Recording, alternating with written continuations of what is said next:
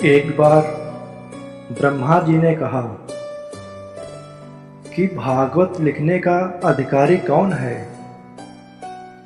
ऐसा कौन सा देव है, ऐसा कौन सा ऋषि महात्मा है जो भागवत को लिख सकता है।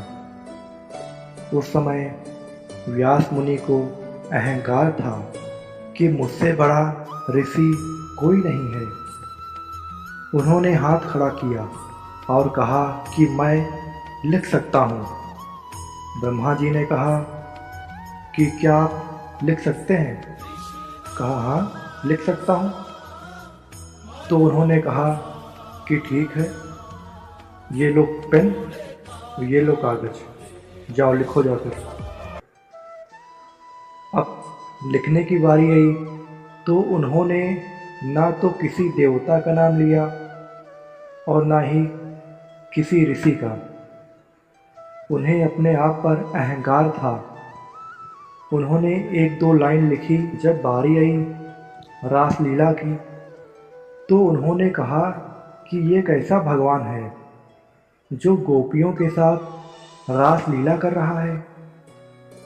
ये भगवान नहीं हो सकता। उनके मन में संशय हो गया। और आप जानते हैं कि शास्त्रों में कहा गया है कि संशय आत्मा विनश्यति, संशय आत्मा का विनाश करता है। तो साधक क्या कहता है कि कलम रुकी बुद्धि चकराई, देख हरि की माया, देख हरि की माया।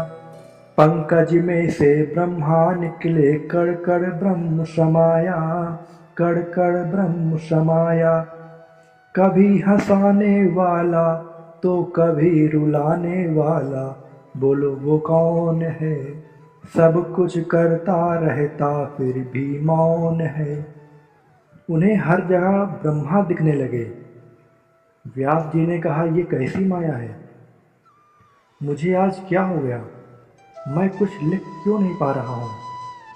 तो ब्रह्मा जी ने कहा कि क्या आप जिसके बारे में लिख रहे हैं, आप उन्हें जानते हैं कि वो कौन है। तो व्यास जी ने कहा, नहीं, मैं नहीं जानता। ब्रह्मा जी ने कहा कि जाइए, पहले उनकी तपस्या करिए। यदि वे प्रसन्न होकर आपको दर्शन देते हैं तभी आप लिखिएगा। व्यास जी ने ऐसा ही किया। उन्होंने तपस्या शुरू की। तपस्या से प्रसन्न होकर भगवान विष्णु प्रकट हुए और कहा, मांगो, क्या मांगते हो। व्यास जी ने कहा कि प्रभु, ऐसी कौन सी भूल हुई